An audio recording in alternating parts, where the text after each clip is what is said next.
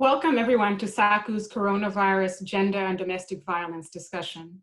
We're going to spend the next hour addressing a difficult but important topic that needs to be acknowledged and requires our attention.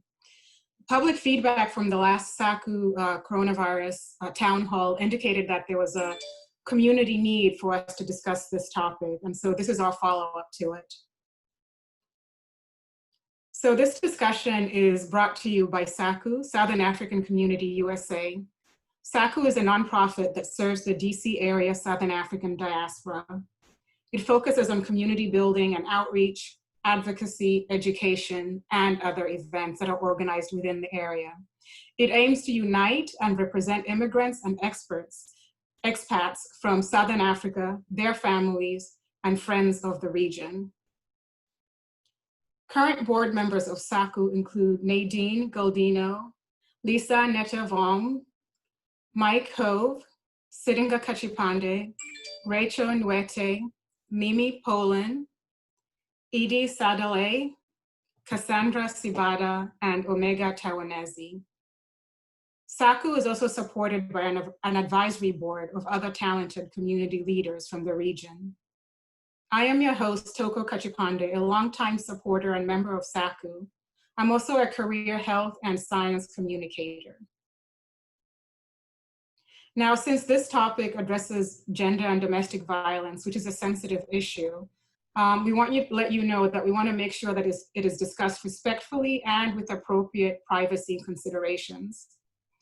We're going to have a list of speakers, some of whom will not have their camera feeds on for this reason.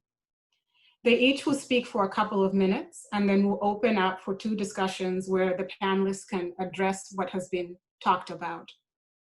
A reminder to our panelists that your mics should be muted when you're not speaking to avoid background noise.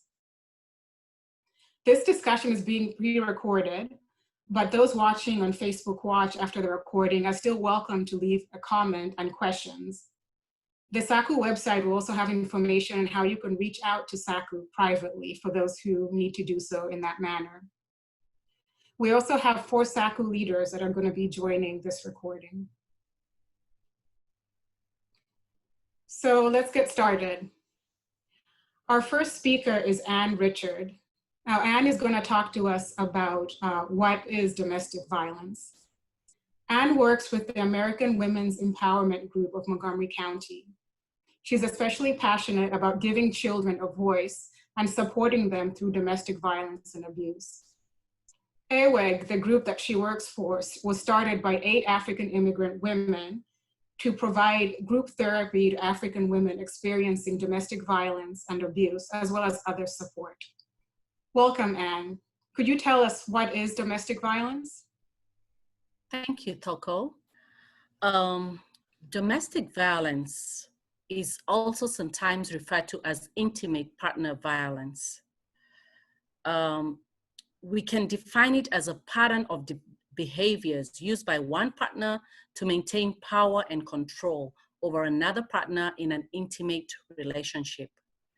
We talk of intimate relationship because domestic violence definitely in most cases is between male and female, but it becomes intimate violence again when the genders are interchanged, as long as the bottom line here is to try and have power and control over a partner, trying to have power and control over their partner.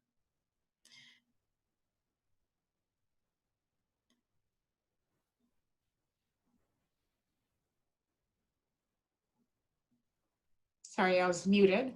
Yes. So your experience working with AWEG and supporting women, in what forms does domestic violence take? What can you tell us about what that work has been like for you and what it looks like? That's a very good question, Toko, because domestic violence takes very many forms. It is definitely represented most of the times by physical abuse, and physical abuse may mean assault by one partner on the other partner in the form of beating, kicking, punching, burning, arm twisting, choking, slapping, striking with an object, or even sometimes using a weapon. I should let it known that in over 95% cases of domestic violence, it is a man who is the batterer or perpetrator. That's over 95%. Now, it is not only limited to the physical abuse, it also becomes psychological abuse, humiliating remarks that may be made, public ridicule, intimidation, threats, sometimes giving the silent treatment, isolating the victim, instilling fear. It can also come in the form of stalking, where the perpetrator is always checking on the victim. Sometimes they also make unfounded accusations, forced imprisonment, and sometimes injuring pets and having the victim observe them injuring that pet as a way of perpetrating fear on the victim. And so children are impacted as well, right? It's not just women that experience it, but the entire family. Yes, children become observers of this, and as an extension, they also become victims of the behavior. And it impacts them just as much as it impacts the victim, if not more, since at a tender age, they may not be able to process this emotionally and psychologically. So we talked of the physical assault, we talked of the psychological abuse. There is also economic abuse, which involves using money to undermine the woman's right, withholding financial support, or even maintaining total control of family finances. Sometimes it may come in the form of the perpetrator running up bills and expecting the victim to take care of the bills. There's also the sexual part of the domestic violence, and it is withholding sex, forcing the victim to undertake indecent acts of sexual violence, sometimes treating the woman as a sexual object, or even forcing the woman to watch pornography or obscene and indecent sexual act. It should be known that all of these behaviors are happening because the perpetrator feels that such coercion will give him control over the other partner. So they want to exert their control in any one of these ways. So you talked about how it's like a whole slew of things, where there's the physical abuse, emotional abuse, financial abuse, and then using other social controls to control other people, like finances, like stalking that you talk about. How is this compounded by coronavirus when we have to stay indoors? I imagine that it's easier for somebody to control someone because everyone's staying at home, trying to work from home. You can't easily go out or easily go to a hotel room. That's a very good question, Toko. I will answer that from just the reading I've been doing on it, because I am in the heart of this domestic violence issue. So I'm concerned. I always think about what could be happening in different circumstances. And from my readings, I have found that the reports have come in more during this coronavirus. And the victims they're feeling trapped because there is no escape from this. They are being more victimized because the economic situation has also taken a downturn. And so there's economic hardships involved with this. And there seems to be no way of escape about it. The state of Maryland, the Maryland State Police has taken a good role on it. They did provide a hotline which victims can call and possibly get even online therapy and resources that will help them during this difficult time. Mm. Yes. Talk a little bit about financial with the virus, with some people losing their jobs or just not having the capabilities, that the freedom to do something like maybe child babysitting or just go out. Have you, with your work with AWEG, have you seen expressions of that? Yes, it's very common because for the perpetrator to be able to pin down the victim, they have to leave them at a point where they are desperate and very needy. So definitely financial abuse is one of the most common of the abuses, where the victim is left with no way of meeting her own needs or even her children's needs. And even this time in coronavirus times, the reports that have come in have shown that because it is taking time to apply through the state machinery for unemployment benefits, or even through the Department of Health and Human Services to get help, then this is becoming a big issue. Because what the perpetrators of domestic violence do usually is shifting the blame. So if they're not able to provide, then they shift the blame to the victim, and the victim always tends to feel that they are supposed to actually meet the expectations that they're not meeting, and sometimes they may blame themselves and just take their abuse as a norm. What about even outside of coronavirus? One of the things that I have read is that with technology and how we're now so connected to our phones, one way that even when people are separated, that abusers can control other people is by tracking them through their phone. Have you heard of experiences related to that? Stalking and the tracking that you're talking about is definitely one of the ways of maintaining power and control over a victim. And this is against the laws of the country. It's against the laws here in Maryland too. So if the victim were to take it up in a court of law, there are mechanisms to deal with this and to stop it and to ensure that the person has their rights, has their freedom of movement, as their right being respected and observed. Great. Even with that, you know, there are definitely victims of domestic violence, but there are also survivors of domestic violence. So next, we're going to move on and talk to a survivor of domestic violence, Brenda Amanda Mwaya. Brenda is a Hi, Brenda. Hi, Brenda. Hi.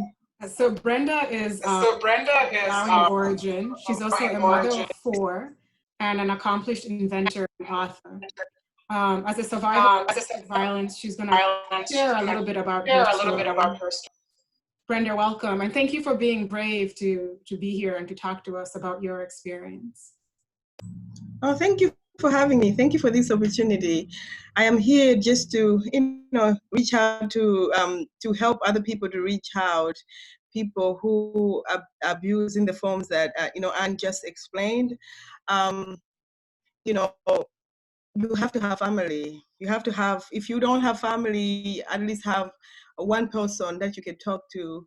And I know that right now, especially when we're closed up indoors, it's hard to reach out, but you have to reach out. For me, I was able, I was expressing what I was going through, but because I come from a country where, our culture is about not talking, it's about staying together, is about just not ending marriage. So it was a very lonely journey, but I was able to find people who were praying with me, who taught me that I was not alone in this journey. So for me, it was physical, it was emotional, it was financial, it was many types of abuse. But when I got tired, I said, enough is enough. And my life with God, my walk with God, my faith walk was what helped me to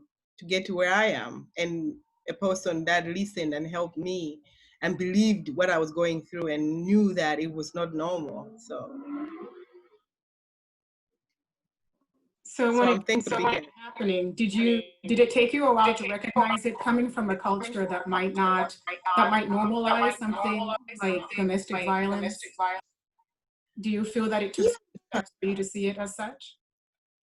Yeah, that is culture is one of the major problems. It's a very good thing to have, like we all come from somewhere, from a culture background. But sometimes because of what you know and because of what you've seen around you, you make what is dysfunctional all around become functional. So for me, it meant that I had to break out. I had to break out of the norm, out of what everybody else knew, to become different. And it meant that if I had to walk alone, family-wise, it meant that I had to do it. It was very difficult because it means that you're breaking out from everything that everybody knows about you, everything that you have believed about yourself. It means that you have to break out and you have to change your mind. I changed my mind. And my faith walk with God, there's a Bible verse. It's Proverbs 23:7. It said, as a man thinketh in his heart, so is he. So I didn't know that. I didn't know that everything that I was thinking about myself from the time I was born up until the time I was with someone that I loved that abused me, I didn't know that I had to change my mind. So when I changed my mind and said I'm better than this, and I said that, you know, it's not right when if you love somebody, you can't beat up somebody, or somebody cannot beat you up. You don't. It was the opposite of what love, what caring for others, what you do when you're in a safe environment. It was the opposite of that. So, you know, it took a lot out of me to do that. I had to be. You have to be brave. If you're in a abusive environment, you have to really, really go inside of yourself and get everything that you have left in you to come out of yourself and become the things that God, for me, says about me. So it took my faith walk Yeah, and I mean, I get think right. as Anne said, you know, it's not about love, it's about power and control. And I think that's an important thing to remember and to keep in mind. But it sounds like faith was a real strong thing and probably still is for you. And that's what got you through all of this. When it comes to other people of different faiths or a lack of, or whatever their beliefs in, you know, what suggestions would you give to them? What advice would you have for them? I would say, you know, trust somebody. Just, it's very difficult when you're abused and misused. It's very difficult. That's one part that the abuser takes away from you. They take away, because it's a power, it's a power trip. So you are hopeless, and you think you're not hopeless, but you think that you're hopeless. You get to a place where you think you're hopeless. So my I would say there's gotta be someone out there, one person that you can trust, that you can talk to, um and they should be able to help, because my thing is there's always someone out there, but because of the way you're so broken inside, you just think that you think that there's nobody out there to help you. You believe that the abuser, the perpetrator gets to your mind, and they get you to a place of where you don't think that you have power inside of you to rise up and go to somebody, speak. I don't know if it's your priest, I don't know if it's your neighbor, I don't know if it's that woman, that older lady at your job. There's always someone in every community, someone that you can trust. You just have to look, you just have to believe again, you have to trust again, and start there. And if that doesn't work, keep on trying, because there's always someone out there that will listen to you. Always. I can testify. There's always someone. Great. So it's just And you're not alone. Sounds like reaching out first or a Yes. step in the process. I mean, I think walking away, you know, deciding that this is it has to be such a life-changing decision, especially when you have kids. It can't be easy to figure out how you're going to support yourself financially, if you're dependent on a spouse, how you're going to continue to take care of your kids, pay your rent, and all that, you know, all that kind of life things that you have to think about. Do you want to talk to us a little bit about how this impacted you, having kids, and your decision to make a change? And I agree with you about sometimes when you have to depend on your abuser to financially support you. My story is different. I was the one who was supporting.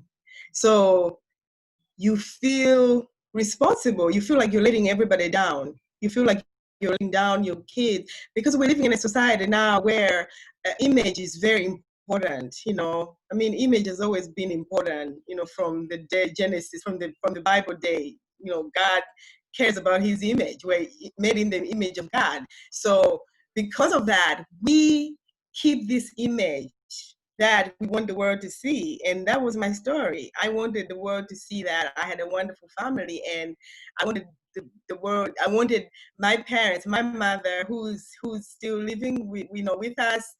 I didn't want to disappoint her because culture, once again, if somebody says don't do it and you go ahead and do it, you have to do everything in your power to show the world that you can do this, that they were wrong and you're right. And so for me, I was the breadwinner. So everything, it meant that I let everybody, I mean, I was going to be in trouble with everybody, my whole family, everybody who cared about my family. I was going to be in trouble with them. And that's what held me to carry on and go through what I went through. But when I said, no, enough is enough, I had to worry. So either way, I was worried. When I was under the abuse, I was worried. When I was away from the abuse, I was worried. So it's very difficult because you have children, they don't understand. They don't get it. It takes years later for everything else and everyone else to understand what was happening. And so for me, it was very difficult. And I know that for that person out there, it is not going to be easy. It's not easy when you're being abused, when you're going through it. It's not going to be easy. I'll tell you, maybe the first year of you breaking yourself away from that, because it could be easier on the aspect that now you have your peace, you're becoming whole again. But you yourself, the battle inside of you, is what is the problem, because you keep on going back and forth. Maybe I should have stayed. Maybe so that everything would look, the image would be, So for me, it was the battle inside of my mind. That even though I let go, I still had to deal with that afterwards, and I had to deal with the culture and the family members and everybody who did not agree with, until they're able to see stuff for themselves. Then they can say, oh my goodness, I didn't know, I'm sorry. But usually that comes, a year later, or sometimes it might never come. So it's a journey, and it's a journey that you have to walk. You walk, you feel like you're alone, but you're not alone. You do have people that care for you. I'm sure I know that like this organization is there to support people like myself who've gone through it. So you're not alone. You're never alone. Never. Yeah, great. And it's great. You look strong, and you look like you're at peace. So it's fantastic here now. Thank you for having that courage to share your story and being an advocate for others who might be in the same situation and just need to hear from somebody else and need, that little encouragement to make their change and to move forward in their path. So thank you so much. Thank you for having me. Well, I also know that you're, in addition to being an inventor with many patents, I know that you also wrote a book called An Immigrant's Journey, How America Became My Destiny. Do you address the topic a little bit there as well? Is that part of your story? Yes. Yes. So that book was cathartic for me. It was a healing garden for me. It's a healing garden for me. And I think that there's a story in every person, whether you're a survivor, whether you're a victor, you have a story in you that you have to share with everybody for them to understand you, because sometimes they don't understand you. There's so many people that don't understand me, and it's okay. But I think that when they read the book, it's about my story from the time I was young, very young, until now.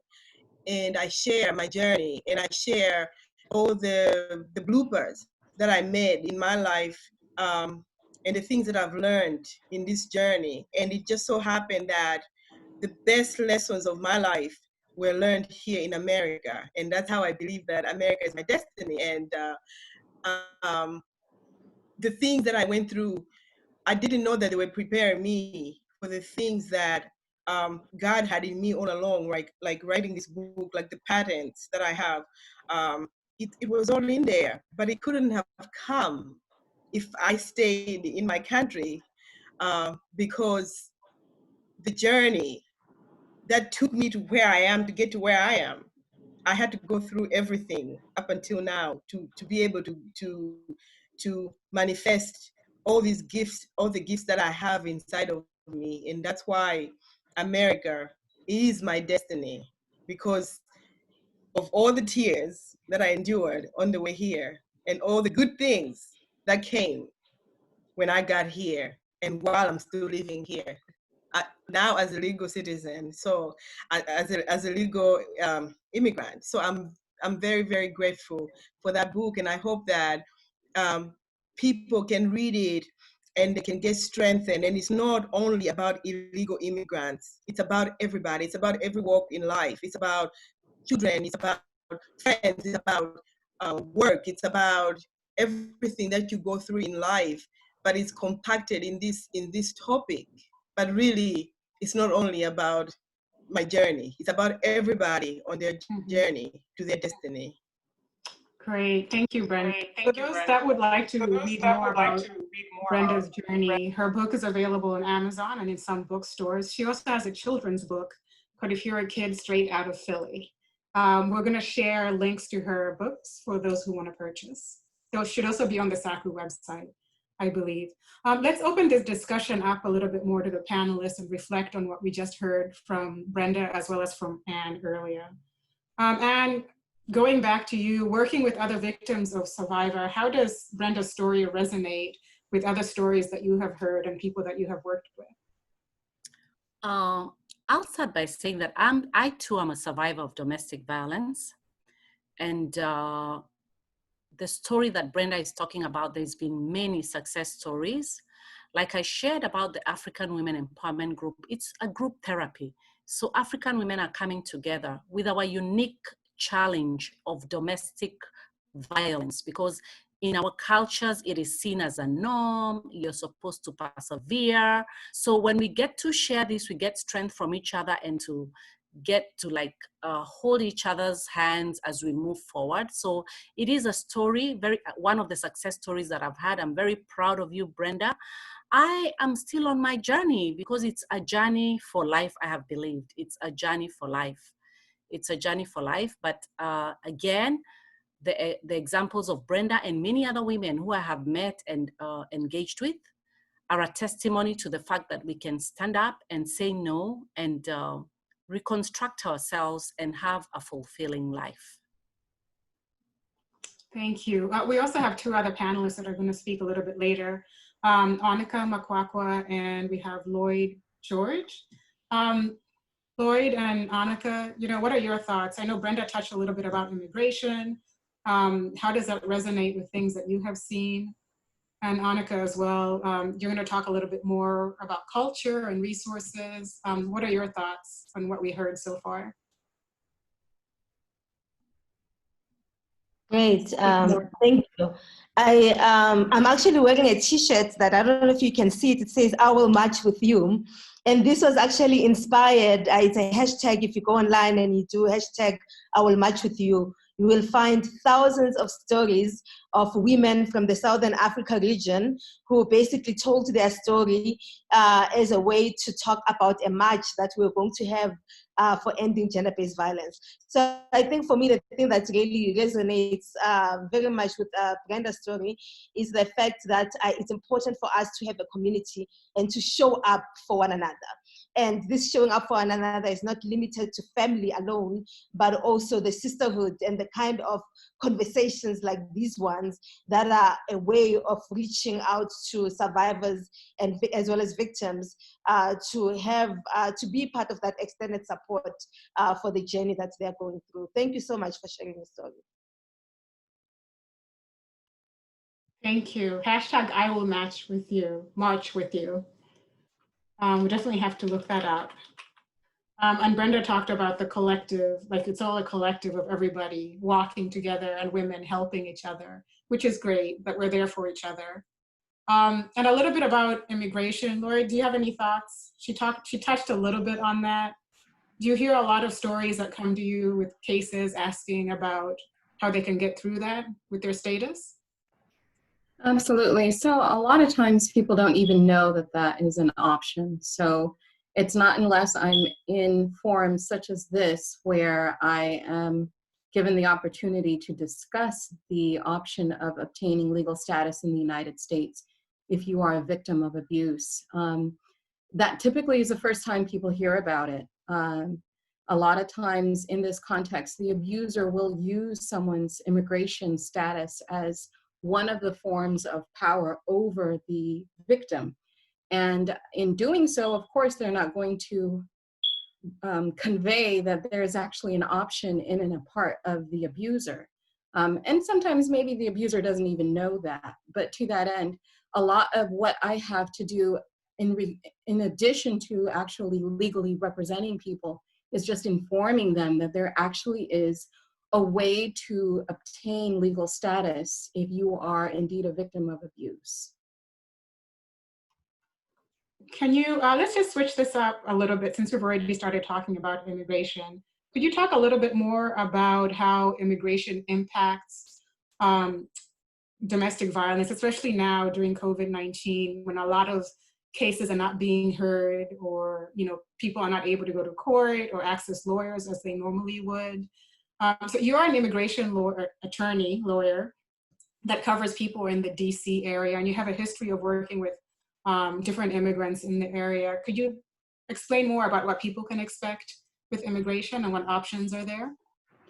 Well, right now, even though the in-person facilities where you can go and get your fingerprints taken, or where you sit down with an immigration officer who will review your case, or if you have removal proceedings and you're not detained, all of those in-person services are on pause, at least until the next 2 weeks. I say at least until because anything can happen. We can get another extension let me rephrase, we can get another extension of the pause of these services. To that end, if you're actually submitting applications, that's still an option. So for instance, one of the tools for individuals that are victims of abuse to get status is called VAWA, which is the Violence Against Women's Act. There are steps that you take to file for a VAWA petition, but you can absolutely still file them right now, even though the in-person services are closed. And that's because the service centers where these applications are sent to. And this particular category is sent to the Vermont Service Center. Those, because they're not in person, the officers are still accepting and reviewing those applications. So for what it's worth, if you are indeed a victim at this very moment and want to explore your options to get legal status in the United States, the pandemic has not halted that option. It may slow it down because it does include eventually an interview, but arguably by the time you get to that stage, the government should be open by then. But again, COVID hasn't stopped that. Okay, so it sounds like things are a little bit slow, but people can still get everything processed. Absolutely. I think one of the things that I heard was that I guess for people who are about ready to become US citizens, they're not swearing in people. Is it just like the physical swearing in, but people still have their statuses updated? Yeah, so if you are applying for citizenship, that process includes an interview, well, filing the application, getting your fingerprints captured, and then an interview. And after the interview, if you've been approved, then you get sworn in. So people who have already had their interview and are in that little in-between stage of between interview and getting sworn in, if you have some sort of an emergency situation where getting your status is critical for some other reason, you can use an advocate, i.e. an attorney, to request accommodations for you to be sworn in earlier. If you follow USCIS on Instagram, for instance, you'll see in the last week or so, they've had several naturalization ceremonies with social distancing in mind. And so in that context, if you don't have an emergency, then you just have to wait for the the in-person services to reopen. But if there is something that you can use as a compelling reason for why you need to get your citizenship ASAP, then accommodations are being made. Great, that's really good to hear and to know.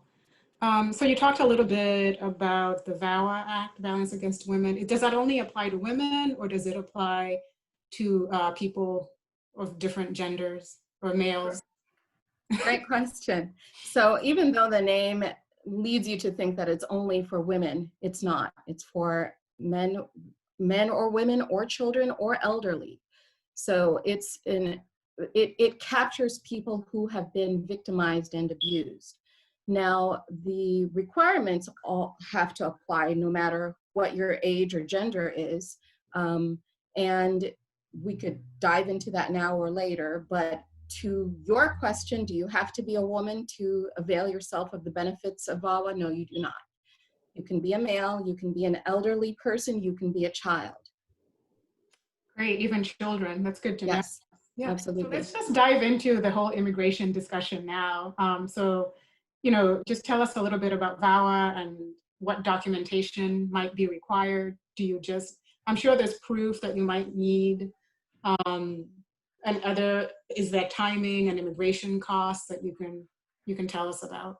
Sure. Now that may be a lot to dive into for this little window, but I can give folks at the very least kind of a ballpark picture of what it is and who it applies to and some of the requirements. So VAWA allows for self-petitions. Self-petition means you don't have to have somebody petitioning for you. Now, for you to be a self-petitioner, you have to either be the spouse of a US citizen or a legal permanent resident, or you can be the child of a US citizen or permanent resident, or the parent of a US citizen. That's critical for understanding what context abuse can look like. So you could be a child that's either physically abused or molested. You could be the parent of a US citizen or green card holder, and your child is the one abusing you. That's where elder abuse comes into play. And then there's what everyone always thinks of when they think of domestic abuse, is where it's intimate partner abuse. For immigration purposes though, VAWA does require that the abuser be your spouse if you are an intimate partner. So again, you could either be the child, the parent, or if it's your intimate partner, they have to be your spouse. And that spouse has to be either a US citizen or a green card holder. Okay, so green card holders are included. Yes, absolutely. Now there's another avenue if your abuser is neither of the above. If your abuser is undocumented, let's say, or a student visa, I'm just kind of throwing out different scenarios where the abuser is in the United States with you, but they are not either a US citizen or a green card holder. The avenue to legal status when the abuser is not a US citizen or a green card holder is through something called a U visa. And that operates a little differently. The U visa does require that you actually have to cooperate with law enforcement in the prosecution of the perpetrator. Whereas a VAWA petition does not require that you have to involve the police. And that's critical because in our communities, a lot of times people don't want to get the police involved for all sorts of reasons, including even if they've been a victim, they don't want to see their abusers' lives torn apart. Right. And or they don't want to see the abuser potentially removed from the country for various reasons. And so in a lot of ways, VAWA is a good tool for people who sometimes feel constrained by cultural norms and may not otherwise seek assistance because they're not wanting to put their significant other in harm's way. If that happens to be the scenario you're in, VAWA actually is a perfect space for you, a vehicle for you to obtain the type of relief that you need with at the very least not having to think about that. I'm just going on. I don't know if I've gone off of your question or not. No, this is great information. I feel like this is what people need to hear. So just take your time and let's get it covered. Okay, well, I will kind of, again, try to condense it. The requirements require that the abusive spouse, if we're talking about a spouse or a parent, is a US citizen or a legal resident. The relationship to the abuser is critical, like we just went through. And because we're talking about domestic abuse in the context of intimate partners, I'm going to just focus in on when the abuser is your spouse. So part of the application process will also require that you have to prove that your marriage was entered into in good faith. Fancy language for you didn't enter into that marriage to get a green card. You entered into that marriage because you loved that person. And you have to prove the battery or extreme cruelty by the US citizen or the legal permanent resident. That kind of ties into the description of abuse that Anne was giving. She gave a very extensive list of what abuse looks like. All of that would be covered. I think what also is unique to immigration cases, it doesn't have to only be physical abuse. It's about that power play, and that power play can relay itself in other ways, including if the abuser, for instance, locks you in the house, doesn't let you out of the house, locks all of your identification documents, including your passport, and says, locks it or hides it. So you have no way of even demonstrating who you are. Or says, hey, you're not allowed to talk to so-and-so, so you're now isolated from friends and family. Or says, if you tell, I'm not going to get your green card for you. That's one of the main scenarios that I see in my line of work, where the abuser uses the victim's immigration status as a tool or as a way to wield power over them. And that abuse can look like all of the physical abuses and the abuses that I just discussed. And lastly, another requirement is good moral character. Now, good moral character covers a lot of things, but in essence, it means you haven't been committing crimes. I'm really giving a broad overview of that, but it's important to know that you have to present that you are a person of good moral character. And that includes or excludes, if the crime that that you as the victim have committed is you're trying to protect yourself. So in other words, let's just say you have been a victim of abuse, and in that process of trying to protect yourself, maybe there is an incident where you have in one way or another caused harm on the person that abused you. That is not necessarily held against you. But again, the broader picture is looked at when it's determining good moral character. You also have to prove that you've lived with your spouse, either currently or in the past. You have to prove that your residence with your spouse has been in the United States. The abuse has occurred in the United States. Or if your abuser and you are living abroad and your abuser is an employee of the US government or armed forces, then you can also avail yourself of this route to status. That's critical for certain people who may be in that situation where they're abroad and their abuser is in the Army or a foreign service officer.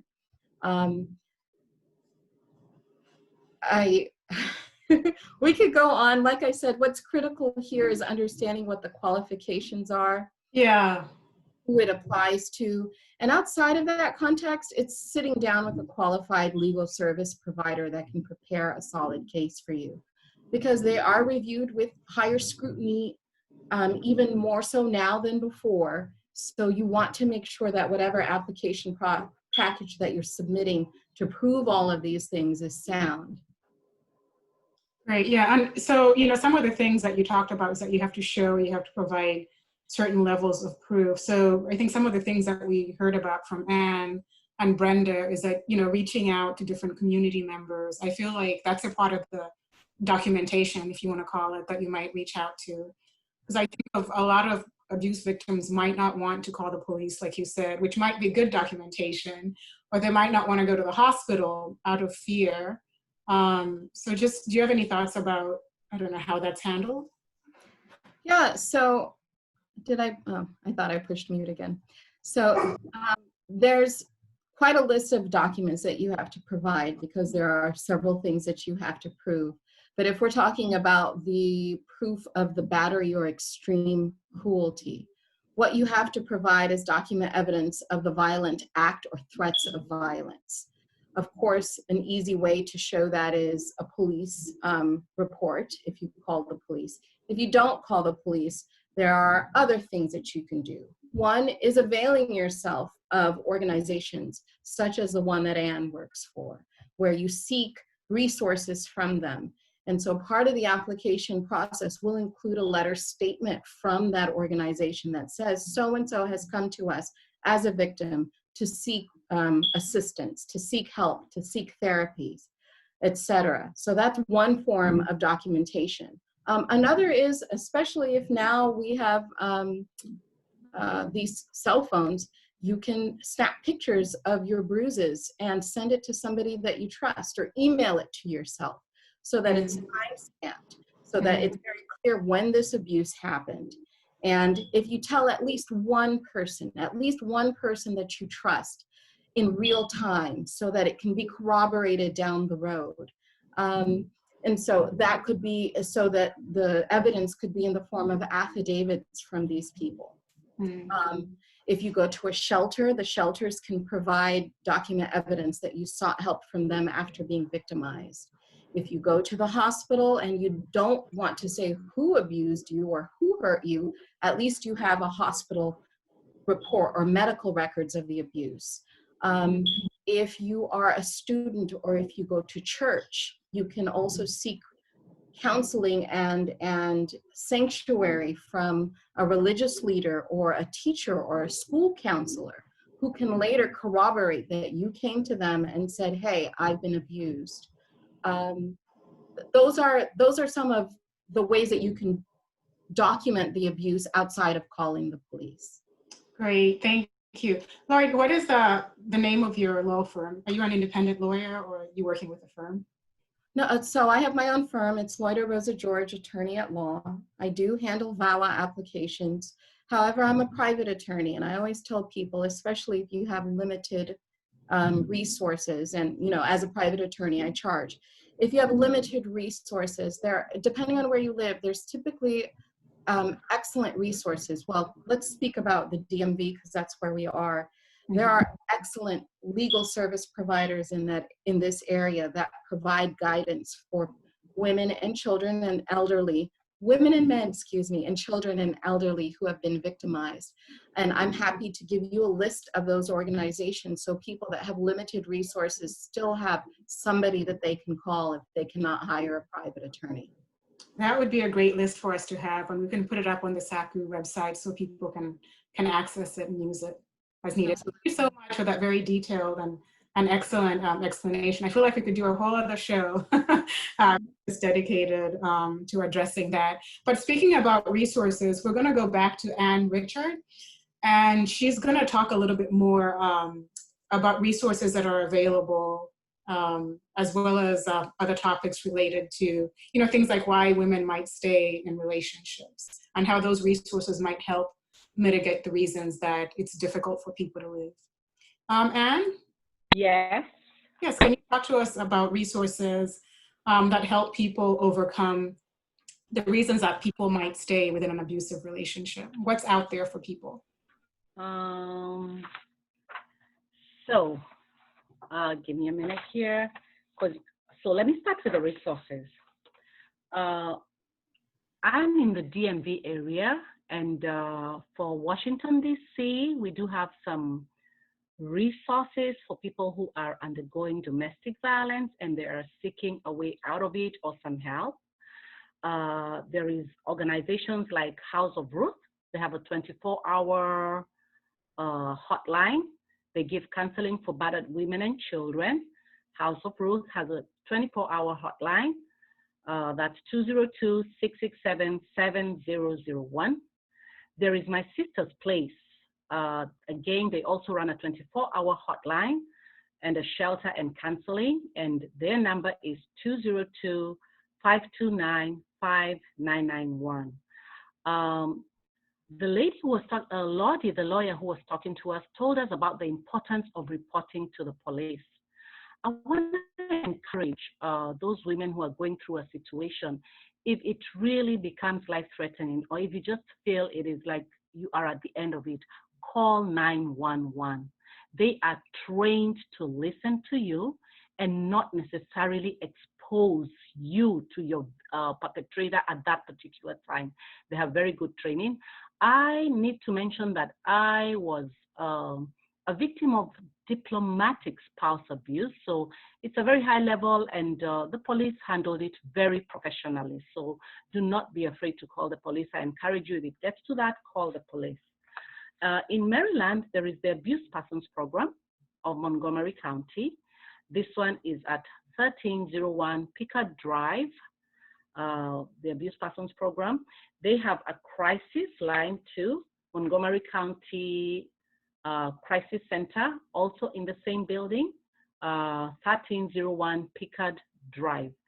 In Montgomery County, and for the African Women's Empowerment Group, walking to this building brought me such peace, and other women who have gone there, because it's like a one-stop shop for all the questions that you may have, and you see a light at the end of the tunnel when you don't know what to do, especially for us African immigrant women, when we are here and having to look like we came to America and therefore grew horns, if I would say so, you know. So the Pickard Drive building, I will say it again, 1301 Pickard Drive, that is really a place of refuge with the Abuse Persons Program in the Montgomery County Crisis Center.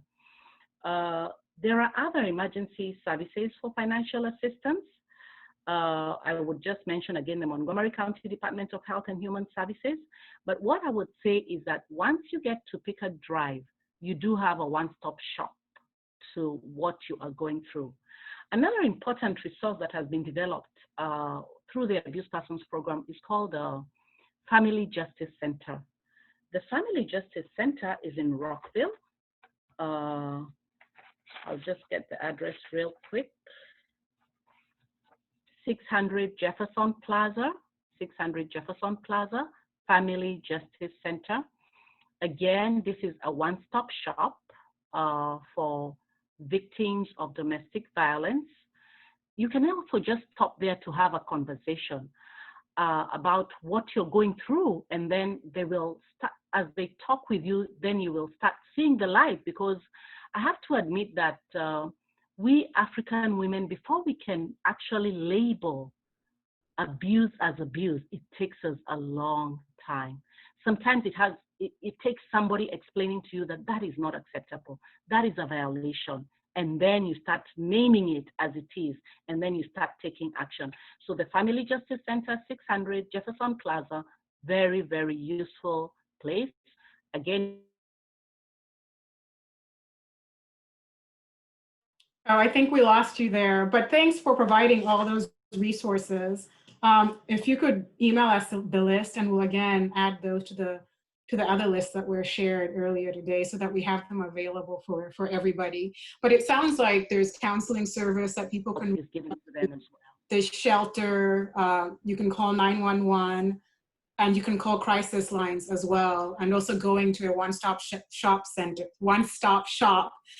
center, as you were saying, you know, sounds like the thing to do, because you'd be able to go there and just pretty much be able to access everything that you need.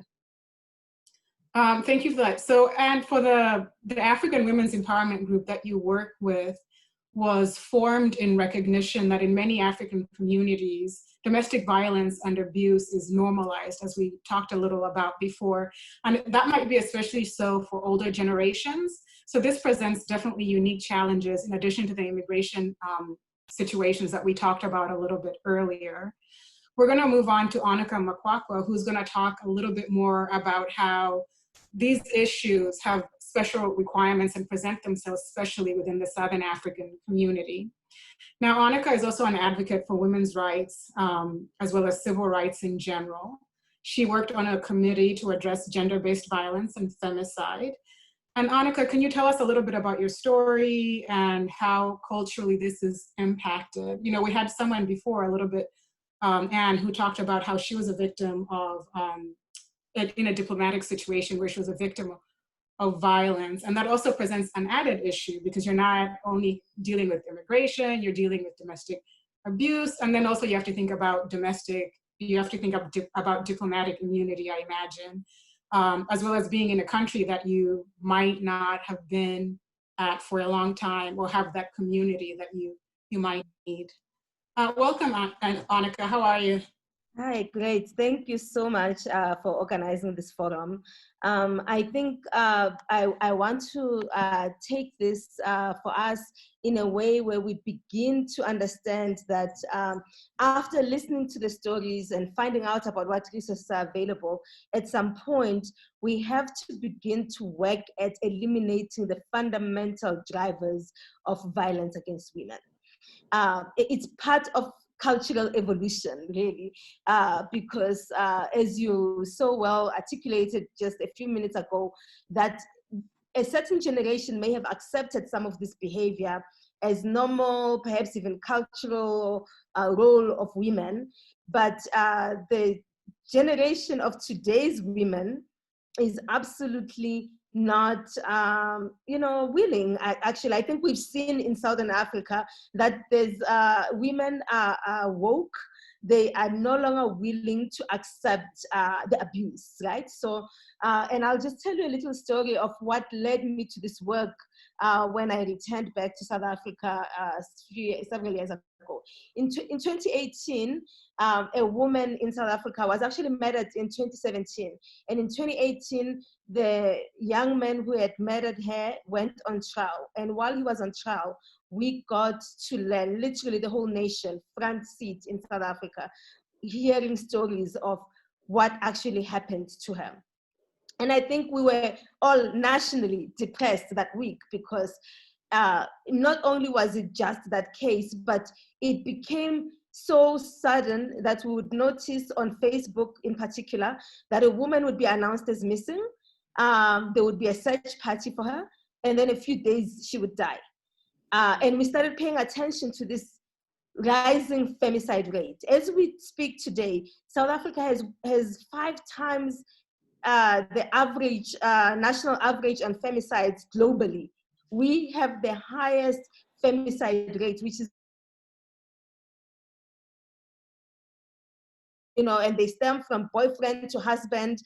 Just yesterday, one was sentenced to 15 years, which is not enough.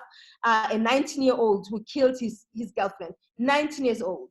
So if you think about it, at 19, he kills his girlfriend, he gets a sentence of 15 years, he'll probably get paroled after 7 years. So by the time he's 30, he will be out in the streets again, and the potential of more women being killed, because we are also seeing that a lot of the women who are raping and killing are also repeat offenders of similar crimes. So we can't just band-aid the issue anymore. We have to begin to work on the fundamental drivers and really transform and disrupt the system that continues to enable this kind of violence towards women. And so I've had after having a march on August 1 in 2018, where women in other countries in the region actually joined in their own countries. Namibia marched, Botswana was not allowed by parliament to march. They apparently needed a permit from parliament to march for their rights. Women in Zimbabwe marched, but also a number of women from Zimbabwe live in South Africa and experience similar challenges as migrant women in South Africa when they have challenges with gender-based violence. And sometimes, sadly, the abuser are also the men in uniform whom they go to for help. And then that's just the reality in the region that we have to also deal with. So one of the things that we've recently done in South Africa in particular, and we are hoping that, this sets an example and partnership for other women in the continent and in the diaspora as well, has been to work on the national strategic plan for ending gender-based violence and femicide. And so I'm just going to quickly go through the pillars of this. It's just really about 6 pillars. The first pillar is accountability, coordination, and leadership. One of the reasons we marched on August 1st, and we specifically delivered memos to the President, to the Supreme Court of Appeals, and to the legislature and Parliament, was that we need gender-based violence to receive attention at the highest level of leadership. We need the President to carry himself in such a way that he communicates zero tolerance towards gender-based violence, and therefore proceeds to appoint people in his cabinet who take this seriously. Because we really want to assert women's constitutional rights to safety.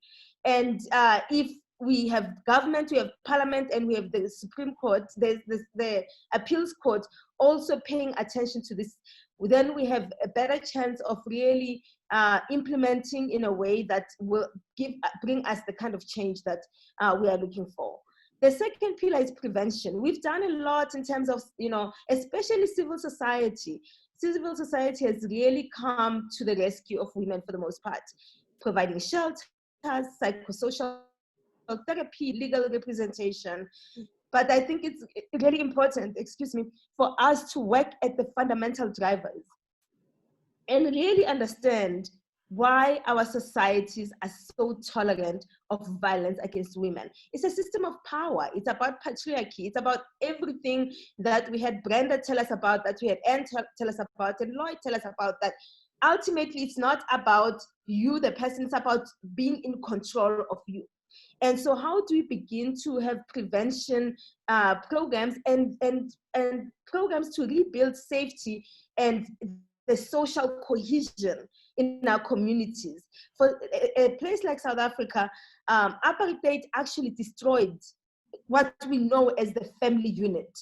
But also there's something that this violent economic system of migrant labor, where you have a whole country that has built and dependent on bringing men only from neighboring countries to come and work in the mines, does to disrupt our society, our family, our communities, that has actually left us with this violence. So it's really important for us to understand where it really comes from and to begin to work and put together initiatives that address the core of where all of this is coming from. It's socialization. It's how we socialize our girls vis-a-vis our boys. And interestingly, most of us were raised by our grandmothers with our cousins. We had similar chores with our boy cousins when we were still young. But something happens when we reach puberty, that they are no longer required to wash the dishes the same way we are required to wash the dishes.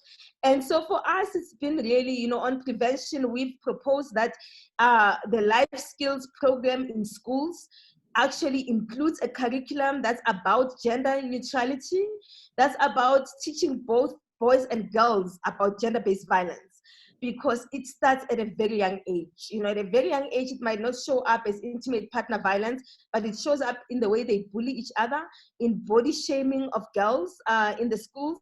So it starts actually at a very young age. And we are seeing perpetrators who are much younger. I mean, if a 19-year-old is already killing the girlfriend and dismembering her body, you can only imagine what he was doing at 14.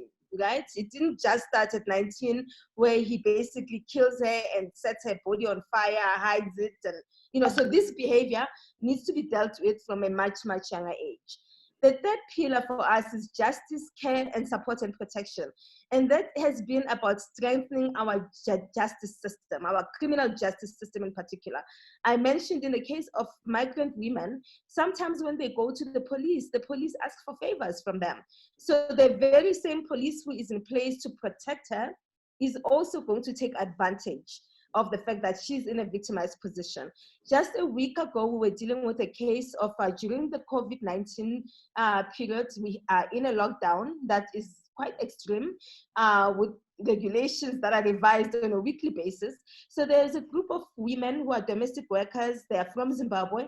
They decided to go back home, but they were obviously crossing the border illegally to return home, because we can't deny that the lockdown is really harsh on citizens, but it's probably even harsher on people who are migrants in the country. So they decided to walk back to Zimbabwe from Botswana. Along the border that they were crossing, they were actually assaulted by the men who guard the border. Not only did they assault them, they then took their cell phones and took pictures of them naked, in action, and all of that to share amongst themselves, right?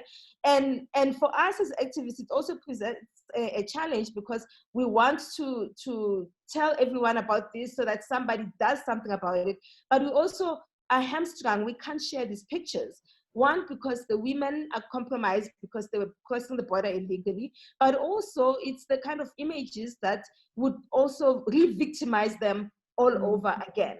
You know, so it became really important at that moment that we know other activists in Botswana who work on gender-based violence, and we reach out to them to say, hey, are you able to reach out to some good cops in your country who can help these women? But also, it's really important that as the SADC region, we adopt a regional zero tolerance for gender-based violence and end the impunity that men in this region enjoy. What happens here is that you can assault your wife in Lesotho, you can cross over to South Africa and live wonderfully, and there's just such impunity for the crime. There is no punishment in most of the time. People go to jail, but we've had a judge who issued a suspended sentence to a father who raped his daughter, and the rationale for the sentence being suspended is that the child did get pregnant in the process of the rape, so the judge is saying he must take care of the child. That's absolute nonsense, because now this child is going to be subjected to even more abuse for having gone to the police and having sent him to jail, even though he didn't stay as long as he should have.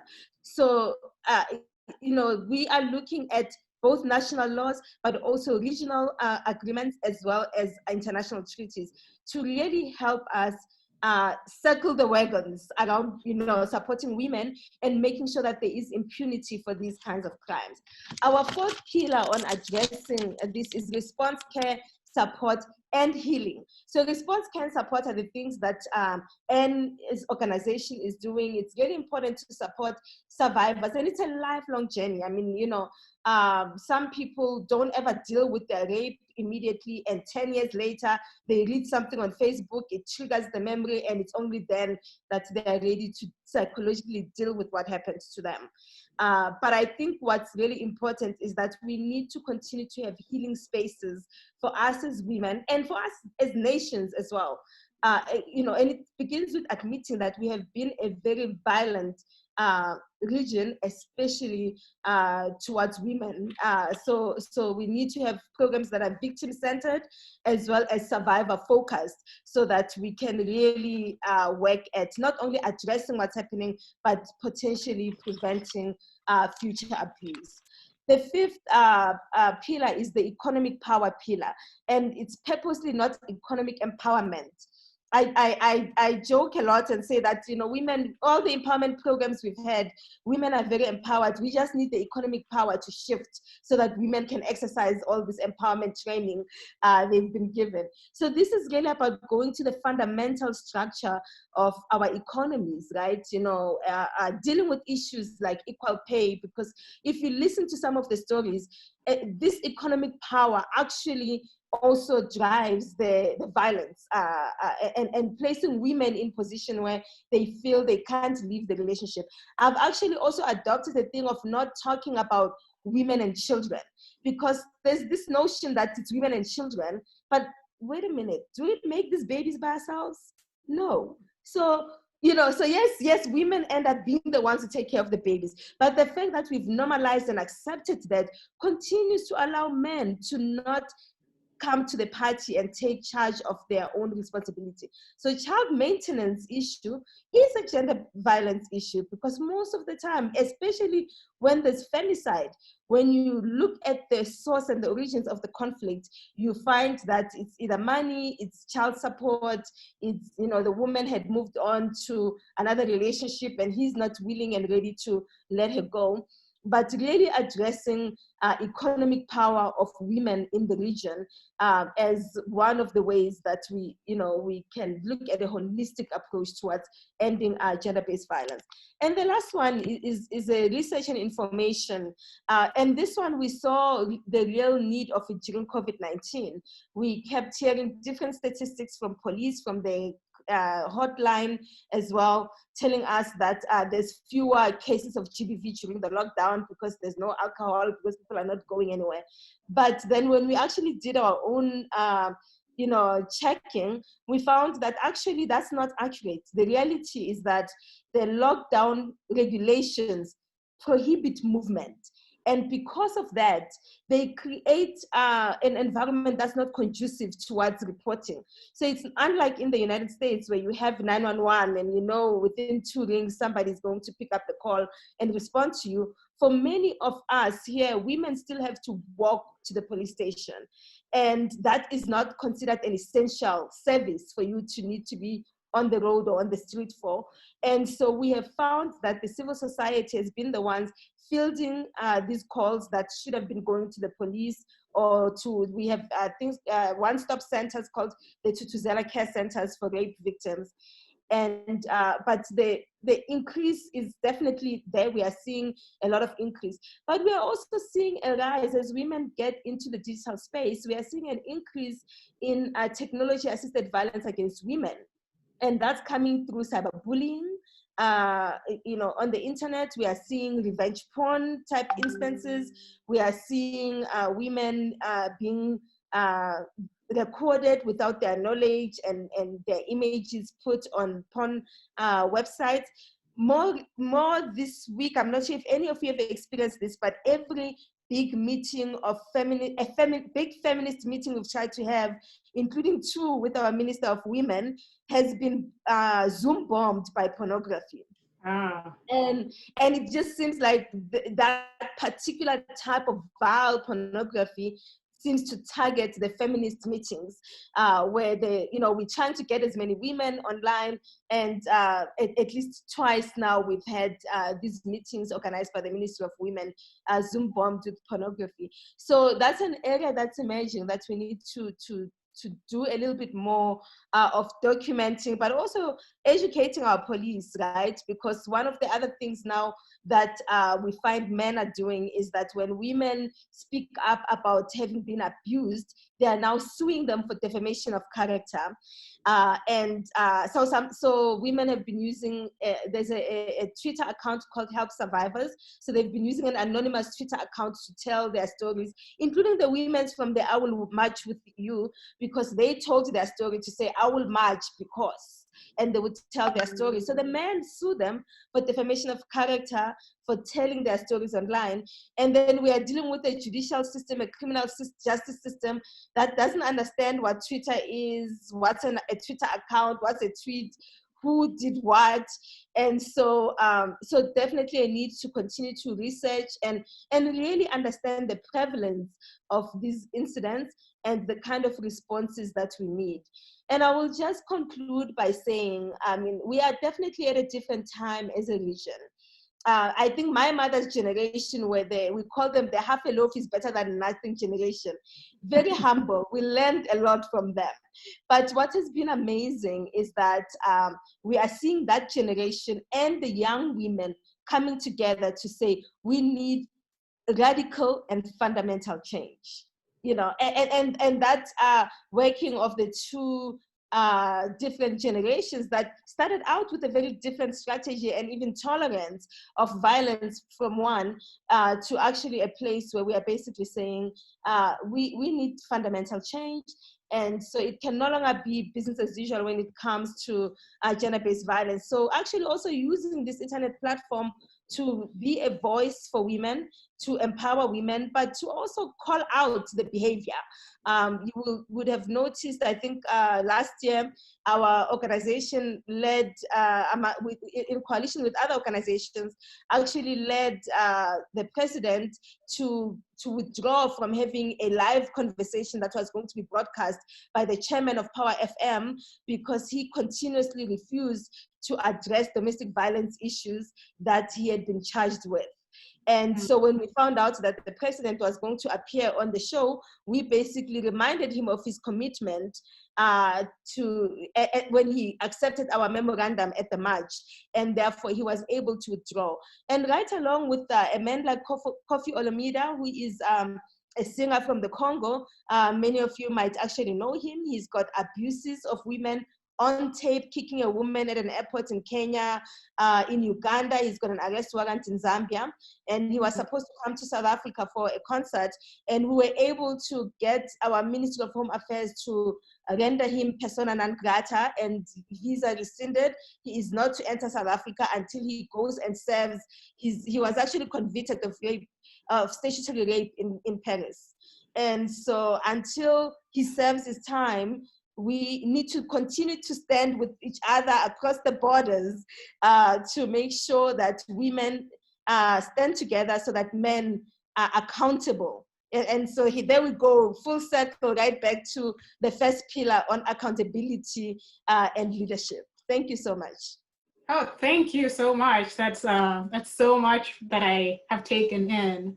I think the thing that's staying on the top of my mind from everything that you have said is that women are woke and there's zero tolerance for any of that. And also just the idea that there are many different avenues where you can find those wins, like through music, and not allowing somebody who treats women like that to come into a country to perform. I think that's just fantastic. And it just makes me think that there's something that each one of us can do. We can each contribute. And so I wanted to find out, with the work that you're doing, is there an organization that people who are interested in supporting you can support or can get information from or reach out to? Because I'm really inspired from everything that you have just said. Yes, certainly. I will share information about Wise for Africa, which is where we are organized. It's Wise and the number 4 Africa with a K.org. We actually are starting what we are calling a hashtag Fund the Fight, which is creating a legal fund to begin to support some of these test cases, because we really believe that at some point we have to take up public interest litigation to bring the kind of change that we need for women across, right? So in the US, we have VAWA, which has historically been a really good act. I know that there's issues with its ratification on an annual basis. I hope it ends finally. But we are still at a point where we can't get the police ministry to understand the importance of running people through the sex offenders registry before, letting them go out on bail, for example, just something as simple as that. So, funding the fight is really important. It's not just funding the fight about us donating to the fund, but demanding that government budgets to address this issue. Following the money, so that when the budget speech comes in every country, we analyze it from a feminist point of view and say, how much is this government funding initiatives that aim at improving the quality of lives for the 50+% of the population that are women in that country. Also, when you go to the Wise for Africa website, there is something we've just started called Harass Map, which we did in partnership with women in Egypt, who did it for Egypt as well. And what Harass Map does is that it invites women everywhere in the region to look at the map and pin where they experienced violence against themselves. And when I say violence, I also mean catcalling. Those guys when you walk down the street and it's harassment, like any form of harassment. Begin to pin it on the map so we can start to show the prevalence, but also we can start to identify the hotspots, right? Because as I go through the data and I see so many women have pinned this location at this particular hour, then we know that this place is a problem in the evening or early morning. So when government resources are being allocated, we are able to educate them about that, right? It's the same way that government does for traffic, right? We know in South Africa, when you drive, there's a place they say high accident zone. Yeah. And police. And here we have burglaries or mass. Exactly. So why are we not? I mean, we South Africa, a woman is killed every 3 hours in this country. Every 3 hours, just think about that. Every 3 hours, a woman is killed. So why are we not treating this femicide of women with the same severity as the COVID deaths, actually, just to be a little controversial, because the reality of it is that the real pandemic, in fact, someone called it the shadow pandemic, that's we are going through. While we are dealing with the COVID pandemic, gender-based violence is the shadow pandemic, and it perhaps needs to start coming out of the shadows by women being able to map. And the nice thing with the mapping is that you map anonymously, and you are also able to map and what we call intervention. So if you were at a taxi rank and somebody tried to touch you, and another man told him, hey, stop, leave her alone, you are able to map the intervention as well. So we can begin also to see where community activism is taking up to actually protect and speak up, on behalf of women. So I really would love to invite all of you to the Wise for Africa website. There's also some incredible videos that were created by young people about consent, because at the end of the day, this really comes down to consent, right, of women to self-determination, right? We want to be able to consent. When we were marching in August of 2018, we insisted that only women could march. And I don't know how many news media interviews we had to go to explain why we only wanted women. And at the end, it really dawned on me that if women say women want to march by themselves, and the whole nation keeps saying, oh, but men really want to support you, they want to come, what faith do we have that these men will ever understand consent if women are saying we want to march by ourselves for this particular march? So part of really understanding and respecting consent is allowing women to march by themselves and finding other ways, maybe at your office, having a moment of silence or whatever as men to support them, as opposed to insisting to enter their march. And so consent for me is really, really big, because a lot of the issues and incidents that we deal with now, fundamentally, it's very clear to me that men just really do not understand consent. Mm-hmm.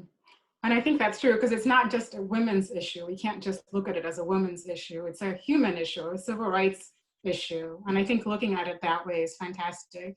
Thank you so much. And women don't understand consent either. Very few women actually also just will outright tell you that I consented. It's a spectrum, we understand it, but all of us need to learn more about what does consent mean to me, and what does justice look like for me, because not every victim wants to open a case and go through the courts, right? So at some point we have to ask each victim and survivor, what does justice look like for you? And that's what we need to be committed towards. And I think it's something that you start teaching people early. I'm thinking about high school kids, that's something that should be ingrained as you grow, and not after something has happened or after you're an older person. So we've gone a little bit over time. That's because we just had so many good discussions. So if you don't mind, if we can just open it up for like a 5 or 10 minute discussion where everybody can reflect on what everybody said, and your resources as well. We're going to put those up on the SACU website for people to access. So just jumping back to everybody who spoke, is there anyone that has something in addition that they wanted to share based on what we heard from everybody? We have a lot of survivors, and we've touched on a lot. Brenda, I think is trying to talk. Yeah, I think my bottom line is when you know better, you do better, and just reach out, trust one other person besides yourself. They'll be able to help you. Thank you, Brenda. One of the things that we didn't talk too much about is symptoms. Like what should you look out for if you're trying to identify somebody who is abused or experienced domestic violence? Any thoughts on that? Let me see. Yeah.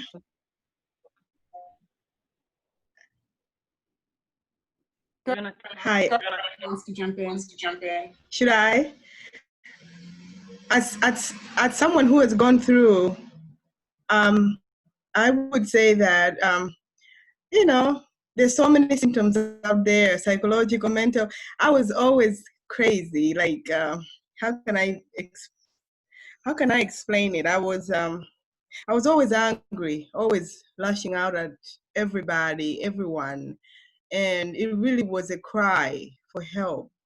So it didn't mean that I wanted to do, a person who's abused, some people they're overly quiet, some people they're overly expressive, and I was overly expressive.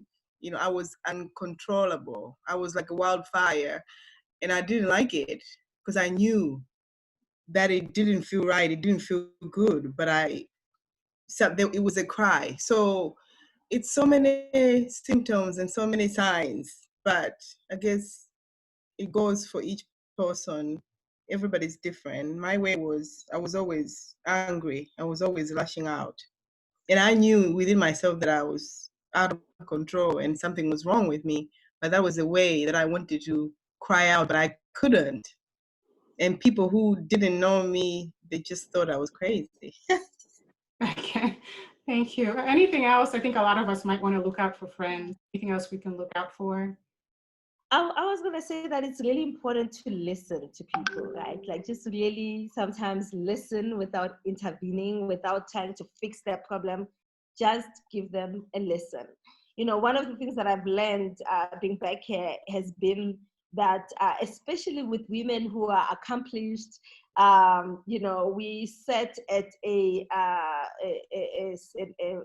powerful former CEO here in South Africa at her funeral, and learned at her funeral that she was a physically abused woman. And so, and everyone kind of focused on just how successful she was and the power. But I think that in hindsight, as we sat and listened to the story of her passing, we all felt that we kind of listened in passing, but we did not just listen.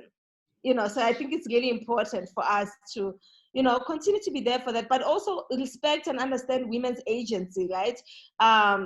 Victims and survivors need to have their agency to tell their own story. You know, so it's wonderful that we want to help them, we want to tell their story for them.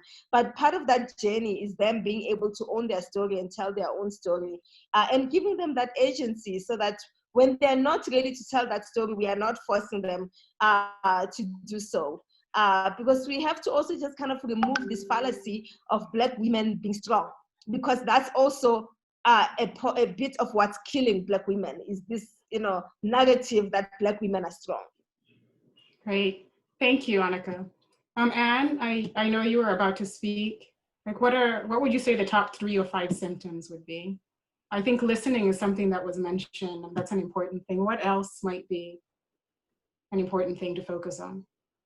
I think just reaching out to someone. Just find one person you can confide in.